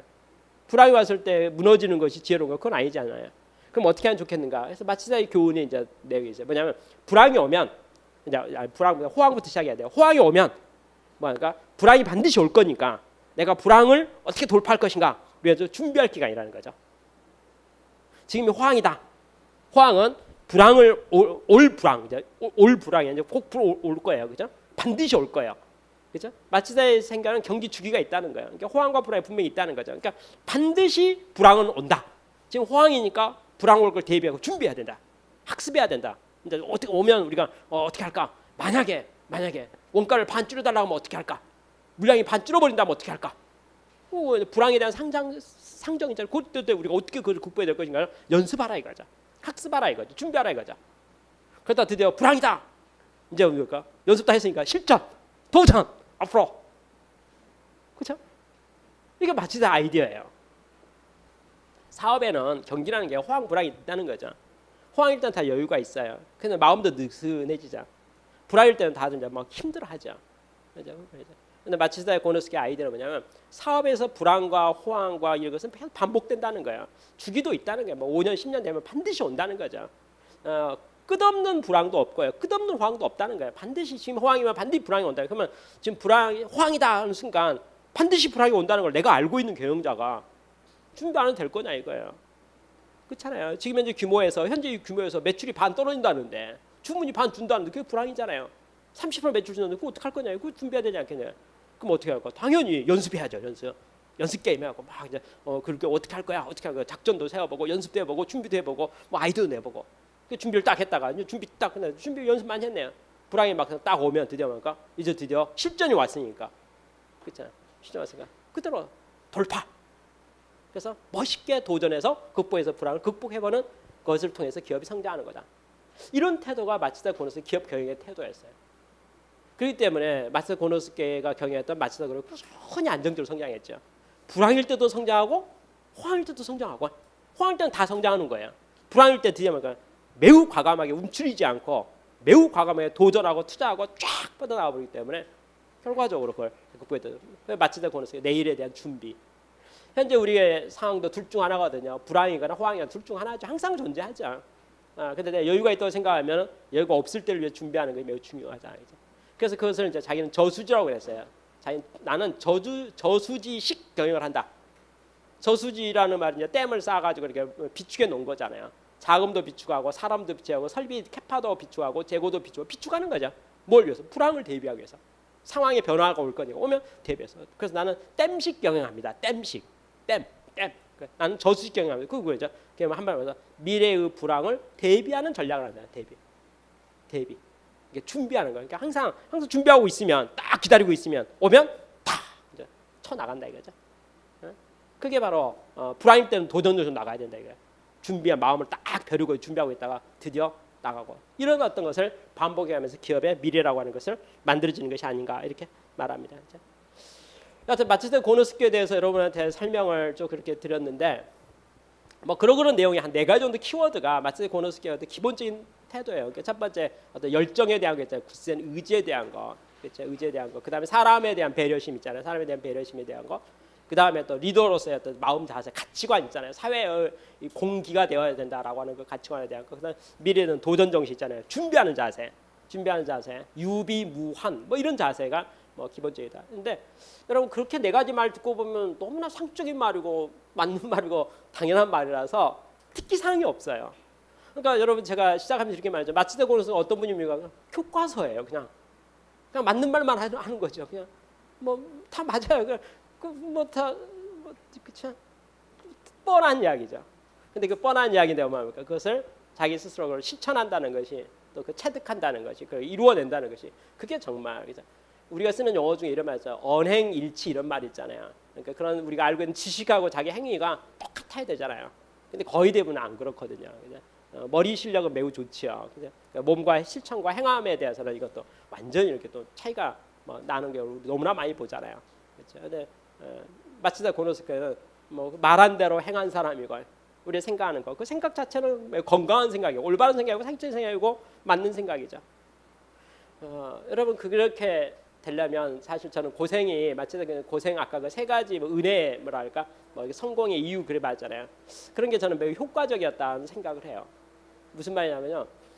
마츠다 고노스케라는 분이 돌아가시기 전에 이렇게 한 98세 정도 되었을 때 무슨 뭐 일본에서 무슨 뭐 회의가 있었죠. 우리나라 뭐 큰 국제 회의장 빌려가지고 무슨 연석 회의가 있었죠. 그곳에 이제 명예 회장님이신 마츠다 고노스케가 초청을 받았어요. 그 자리에 참석한 사람들 가장 이제 원로죠. 원로 중에 원로고 뭐 일본 사람들 마츠다 고노스케 매우 존경하고 마츠다 그룹 그때 사세도 아주 일본 내에서 영향력도 크니까 거기에 명예 회장님이고 창업자이고 그렇잖아요. 뭐 살아있는 경영의 신 마츠다 고노스케가 드디어 등장했습니다. 등장해서 어디가 헤드 테이블에 앉았습니다. 테이블 막 있지 않겠어요? 큰 연회장에 헤드 테이블에 딱 앉았죠. 그 주변에 이제 뭐 높아 보이는 분들 딱 앉고 그래서 인류 호텔에서 매우 좋은 형식을 갖추면서 큰 이게 식사가 이루어졌는데 마츠다 고노스케가 연세가 많이 드셨을 때 이야기니까 음식을 좀 이렇게 먹다가 다 이게 못 드시고 이렇게 준비된 거 있잖아요. 한 반 정도 반도 제대로 뭐 먹지 못하고 그냥 남겨놓는 거야. 그러니까 반 남았죠. 음식물이 반 남았죠. 반 남은 상태 이제 반 남았어요. 반 남은 상태에서 그냥 이제 뭐 이렇게 있는데 갑작스럽게 마츠다 고노스케 손을 딱 드는 거예요. 여러분 마츠다 고노스케라는 분이 그 다 주목하고 있는데 손을 딱 드니까 뭔가 할 말이 있어서 손을 딱 드니까 다들 긴장해서 초점이 싹 하잖아요. 그랬더니 뭐라고 하는 주방장 좀 잠깐 보면 안 될까? 이렇게 주방장을 불러달라고. 주방장 호출. 여러분 그 상황이라는 게 얼마나 이렇게 좀 무거운 상황이었을까요? 주방장을 호출했어요. 누가? 뭐 살아있는 경영의 신인 마치다 고노스케가 호텔 주방장을 콜했어요. 오라겠어요. 그렇죠? 주방장이나 뭐 사기남들도 또 쫓아왔죠. 그게 뭐 대충 눈치를 보니까 다른 분들은 식사를 매우 맛있게 잘하시는데 마치다 고노스케 딱 보니까 뭐 식사 제대로 못하고 반 남았어요. 그러니까 이게 이제 음식에 문제가 있는 거네요. 자, 너무 딱딱하게 했던지. 그러니까 나이 많이 드신 분이 먹기에는 너무 딱딱해가지고 이렇게 뭐 소화가 잘 안 되도록 돼 있든지 아니면 여하튼 뭔가 지금 식사에 대해서 이렇게 음식에 대해서 뭔가 시비가 붙는 거잖아요. 그 책임자는 주방장이고, 그렇죠? 그러니까 불려왔죠. 딱 섰습니다. 옆에 딱 하고 서가고 긴장 바짝 이제 그 주변 사람들 가만히 주시하는 거죠. 우리 마치다 고노스케는 평소에 참 점잖으신 분인데 일부러 주방장까지 불러다가 호출을 해서 야단치려는 걸 딱 보니까 뭐 큰 실수를 한 것 같은 느낌이 딱 드는 거예요. 그렇죠? 그래서 딱 불렀더니 뭐라고 하냐면 내가 자네에게 사과할 이야기가 있어서 미리 말을 할 게 있어서 그러네 라고 불렀어요. 내가 나이가 너무나 많다 보니까 의사도 그렇게 말하고 실질적으로 내도 그 위장이 작아져서 그런지 소식할 수밖에 없네. 자네가 만드는 음식을 보니까 너무나 맛있고 양도 좋고 모든 게 다 좋은데 내가 소화량이 적어서 자네가 맛있게 이 음식을 반밖에 먹을 수가 없는 게 내 입장이네. 근데 내가 음식을 이렇게 놓고 나가면 치우는 사람이 마치다 고노스케 음식 반밖에 못 먹은 거 보니까 음식이 맛이 없나 보다. 주방장 음식 잘못했나 보다. 이런 소문이 혹시 날까 내가 마음이 걱정이 돼서 자네에게 자네가 만든 음식은 진짜 일이고 최고고 정말 마음에 드는데 내가 음식을 남기건 전적으로 내가 소식하기 때문에 그렇다는 것을 자네가 이해했으면 좋겠네. 그래서 음식 치워서 내가 음식 남더라도 자네 이 음식 남은 것 때문에 속상하지 않도록 내가 자네에게 당부하려고 자네를 불렀네. 이렇게 말했어요. 여러분 그러한 말이라는 것은요 일반적인 지식에 나올 수가 없는 거예요. 그렇잖아요. 아까 말한 그 사회적으로 그렇게 모든 사람의 존경을 받는 최고 자리에 있는 사람이 자기 음식 남기는 것 가지고 이것 갖고 주방장에 혹시라도 속상할까 그것을 느껴져 가지고 그 오해 풀려고 불러다가 이 음식 남았다고 말 나오더라도 자네 잘못 아니고 내가 소식해서 그런 거니까는 말을 할 수가 있겠어요? 못해요. 아무도 못해요. 일반적인 사람 제가 보기에 할 수 있는 사람이 없습니다. 그렇죠? 그래서 마치다 고노스케를 우리가 존경을 해요. 언행일치라는 관점에서. 그리고 진심이 있기 때문에 여러분 직원들이 겉으로 우리가 보면 다 사장님 존경하지요. 좋아하는 사람 이름을 쓰세요. 그러면 사장님 앞에 다 뭐 아부성 다 사장님하고 우리 사장님이 최고예요. 이렇게 다 쓴다 이거죠. 근데 마음에서 진심으로 우러나는 존경심이 정말 있을 수 있을까요? 인간 사회에 있어서 자기 회사의 보스, 직장 상사에 대해서 쉽지가 않는 이야기거든요. 2차 세계대전 때 전부 재벌 해체라고 하는 그 살벌한 분위기 속에서 다 감옥 가고 다 재벌 해체되는 그 상황 속에서 전 직원이 일심해가지고 마치다 고노스케 우리 회사 사장으로 다시 복귀시켜 주세요라고 청원서를 낸다는 것은 그건 일반적인 어떤 마음 자세 있잖아요. 일반 태도에서 존재할 수가 없습니다. 그래서 진심 경영, 그렇죠? 진심으로, 그러니까 정말 마음 먹는 대로 그대로 하는 게 필요하다 이렇게 생각합니다. 제가 지금까지 했던 모든 이야기, 책에 있는 이야기들이고 다 아는 이야기들이지만 제가 요점적인 설명을 드렸는데 제가 그것을 세 가지로 풀어서 다시 한번 정리하고 이번 강의를 마치도록 하겠습니다. 진짜 우리가 성공하기를 원한다면 사업의 성공이든 개인의 발전이든 성공한다면 반드시 가지고 3요소가 있는 것 같습니다. 3요소, 세 가지 요소가요. 그 첫 번째 요소가 뭐냐면 긍정적인 사고방식이거든요. 사고방식입니다. 태도입니다. 우리는 태도는 크게 나누는 둘 중 하나예요. 긍정적인 사고와 부정적인 사고예요. 안 된다 그러면 부정적인 거죠. 할 수 있어요. 그러면 긍정적인 거죠. 그렇잖아요. 그 레벨에 따라서요. 성공인과 일이 이루어지기 승패가 결정됩니다. 무슨 말이냐면요. 안 돼요라고 하면 더 이상 진도가 나가질 않아요. 안 된다기죠. 끝이잖아요. 그럼 스톱이에요. 그죠? 된다고 해야지 뭐가 진도가 나가보는 거죠. 근데 된다는 것을 강하게 하면 할수록 꿈은 이루어지겠죠. 될 때까지 한다면. 인디언 추장은 기후제를 지나면 반드시 비가 옵니다. 왜요? 비가 올 때까지 기후제 지내니까. 그렇죠? 그렇잖아요. 포기하지 않으면, 그러니까 뜻을 세우고 멈추면 실패라고 표현될 수 있겠지만 될 때까지 해버리면 안 되는 게 없죠. 성공이죠.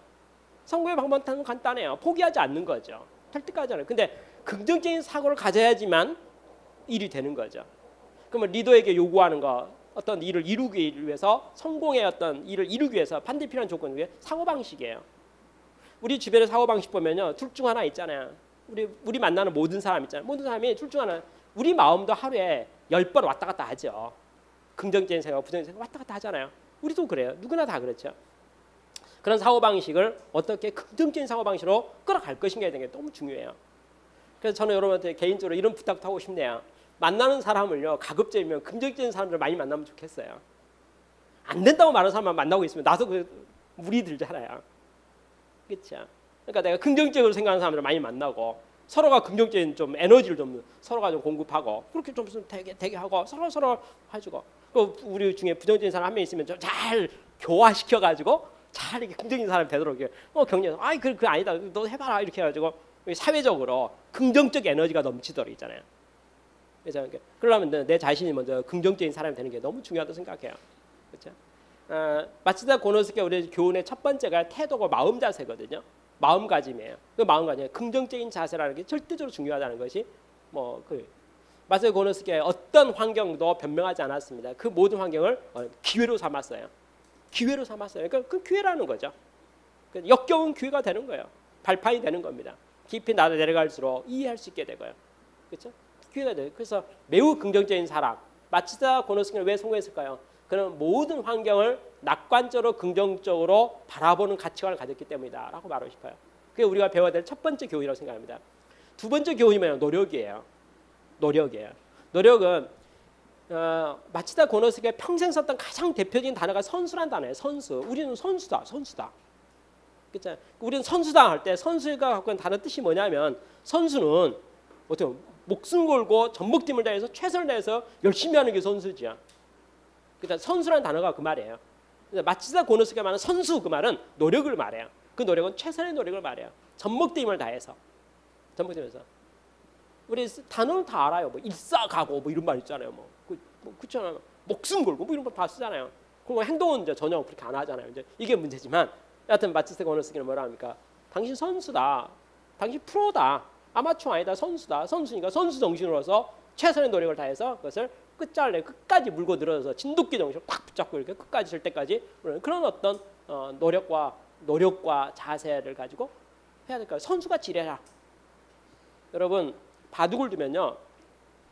저는 잘 못 두니까 여러분이 저보다 전문가겠지만 프로 바둑 기사가 있고 아마추어가 있다 하잖아요. 그러면 우리 보통 일반 사람 다 아마추어죠. 그럼 아마 몇 단 올라가잖아요. 아마 16급 5급 8급 1급 2급 하다가 아마 1단 2단 3단 4단 아마 8단. 우리 아마추어의 세계에서는 아마 8단이면 바둑 잘 둔다 그 말이죠. 프로는 이제 1단부터 시작하나요? 1단 2단 3단 프로 9단 10단 이렇게 있다 이거죠. 아마 8단하고 프로 1단이 바둑을 둔다.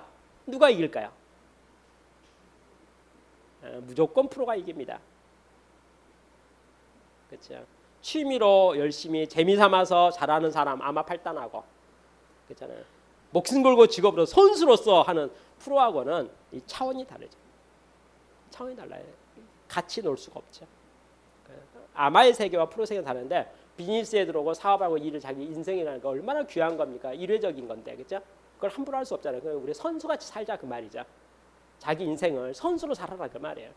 우리 모두 선수로서 노력하라. 그게 두 번째 키워드예요. 그게 곱셈이에요. 좋은 사고방식에다가 선수로 일해버리면 선수 정도 있잖아요. 연습 잘하는 스타 선수들 있잖아요. 선수 그 노력 정도. 그게 곱하기로 해서 일이 이루어지는 것이 달라지죠. 맨 마지막 한 가지가 열정이거든요. 열정. 할 마음 있잖아요. 가치관은 우리가 긍정적인 태도를 가지고 있는데 누가 할 거냐? 제가요. 내가요. 내가 한번 해볼게요. 그죠? 나한테 맡겨주세요. 내가 책임을 지고 내가 한번 해볼게요. 내가 참여하는 게 열정이죠. 이 사회를 누가 구원할 것인가? 내가요. 그렇죠? 그 열정이죠.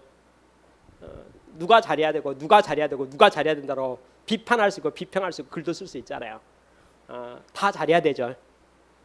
모든 각계각층 모두가 다 잘해야 된다고 우리는 다 말할 수 있잖아요. 근데 중요한 건 나는 뭐 할 건데?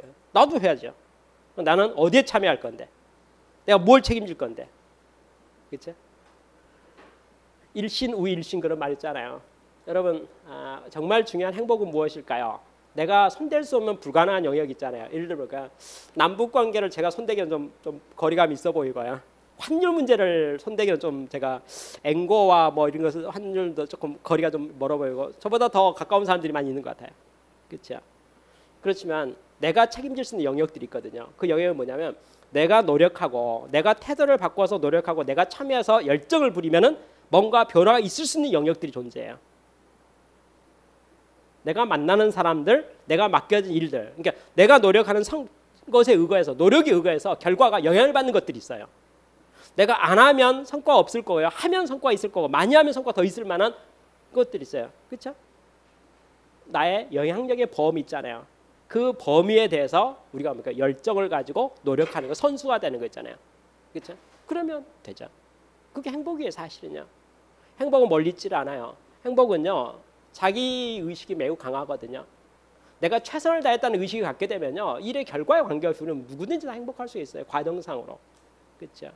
그런 면에 대해서 마츠다 고노스케는 평생 행복했던 사람이에요. 매우 긍정적인 사람이었거든요. 그는 뭐냐면 자기가 할 수 있는 범위 내에 최선을 다했어요. 그리고 항상 그걸 했기 때문에 자기는 오늘 죽어도 여한이 없는 사람이다 그 말이죠. 그렇잖아요. 항상 자기는 약하다고 생각했기 때문에 자기 먼 미래를 길게까지 보질 않았어요. 그렇지만 그 항상 느꼈던 건 뭐냐면 항상 내가 주어진 내 태도 범위 내에서 최선을 다해서 열정적으로 참여해가지고 어떤 변화시키는 노력을 한 거죠. 마츠다 고노스케를 만났던 종업원이 5만 명이라고 생각합시다. 직원이 5만 명이어서 거의 49,900명은 마츠다 얼굴도 못 보잖아요. 만나는 사람 있잖아요. 마츠다 고노스케 출근할 때 보는 사람, 회의에 참석하는 사람, 만나는 사람도 있잖아요. 그 만나는 사람 마츠다 고노스케의 말에 영향을 안 받을 수가 없잖아요. 그렇죠? 말 영향을 받겠죠. 그러면 그 사람들에게 말 한마디 하는 것이 그것이 사회에 도움이 돼야 되겠고 그에게 도움이 돼야 되겠고 회사 사업에 도움이 돼야 될 거 아니냐 이거죠. 그렇잖아요. 그게 마츠다 고노스케 생각하는 영역이에요. 그러니까 나는 나만 내 최선을 다해서 내가 하는 거예요. 그렇죠? 근데 그것을 무관심 속에서 가만히 보는 것이 아니고 참여하는 거죠. 참여해서 그것에 노력하는 거죠. 근데 그 노력 때문에 뭐합니까? 이제 파급력 효과가 계속 일어나는 거죠. 나는 내가 변화시킬 수 있는 몇 사람만 변화시킬 뿐이에요. 내가 항상 만나는 사람만 내가 영향을 끼쳤을 뿐이에요. 근데 나에게 감화를 받는 사람들이 자기도 들어와서 또 비슷하게 또 영향을 미치고 그 파문이 계속 일어나서 사회적으로 다 퍼져가는 거. 이게 마츠다 고노스케의 사고 방식이에요. 그러니 매우 조용한 사람이죠.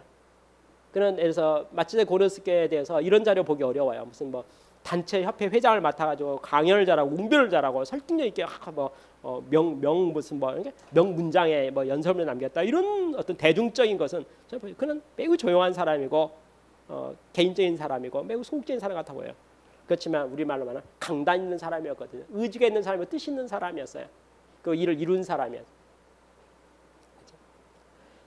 저는 오늘 마츠다 고노스케에 대해서 여러분을 소개를 했습니다. 뭐라고 소개했냐면 교과서 같이 소개했어요. 그렇죠? 그럼 우리가 공부를 했으니까 우리가 다짐할 게 세 가지가 있네요. 1번, 내 가치관 점검해야 됩니다. 그렇죠? 마츠다 고노스케 공부했으니까 우리 모두 매우 긍정적인 사람이 되도록 합시다. 그게 첫 번째. 그렇죠? 나에게 맡겨진 모든 일에 대해서 최선의 노력을 다하는 사람이 되도록 합시다. 내가 영향을 미치는 모든 범위 내에 내가 적극적으로 참여하는 열정을 가진 사람이 되도록 합시다. 그러면 그 자체가 우리에게 있어서 내 자신에도 큰 행복의 원천이 될 뿐만 아니라 행복 자체가 될 뿐만 아니라 그걸 통해서 나를 통해서 사회가 모든 게 다 좋아질 거라고 생각합니다. 뭐 내가 나를 통해서 내가 속한 조직이나 우리 회사가 잘 되고, 그렇죠? 회사가 잘 되고 또 우리나라도 잘 되고 또 우리나라 덕분으로 또 옆에 나라 일본, 미국, 중국도 잘 되고 또 그 덕분으로 또 전 세계가 다 잘 되고 그래서 우리가 이 시대에 살아 있다는 거 존재감으로 해서 뭐 모두가 다 유익하게 되면 좋겠다 생각합니다. 마츠다 고노스케는 우리보다 한 세대 앞에서 일본 사회를 크게 영향을 끼쳤던 선한 영향을 끼쳤던 좋은 사람이었다고 생각한다면 지금 이 시대는 이 시간은 저와 여러분이 이 시대에 내가 속한 영역 속에서 내 바운다리 있잖아요. 바운다리에서 마츠다 고노스케의 이상을 뛰어넘는 그런 선한 영향을 끼치는 우리 모두가 됐으면 좋겠다. 이것을 특별히 말씀드리면서 오늘 강의를 마치겠습니다.